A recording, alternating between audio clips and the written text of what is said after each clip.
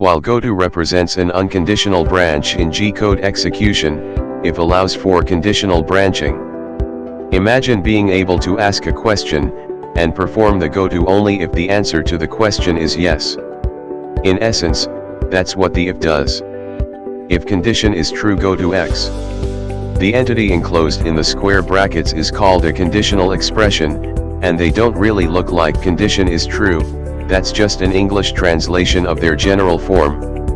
Instead, conditional expression consists of a comparison of some kind.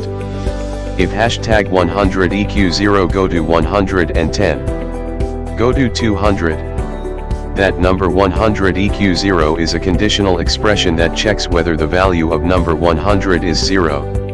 If it is, the G-code will perform a goto taking it to N110. If its value isn't 0, the G-code falls through to the next line, which we see is an alternate goto that takes us to N200. That's how conditional branching with if and goto work together.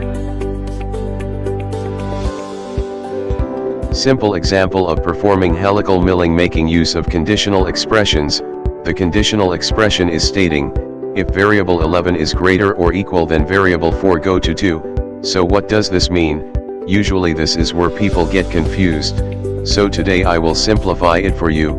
As long as variable 11 is greater or equal than variable 4, which is -20, the program will jump to block number 2. The program will repeat executing the blocks from block number 2 up until the conditional expression. As soon as this expression is true, then only will the program continue to execute the blocks followed after the conditional expression. Thank you for watching CNC Training, Advanced Programming.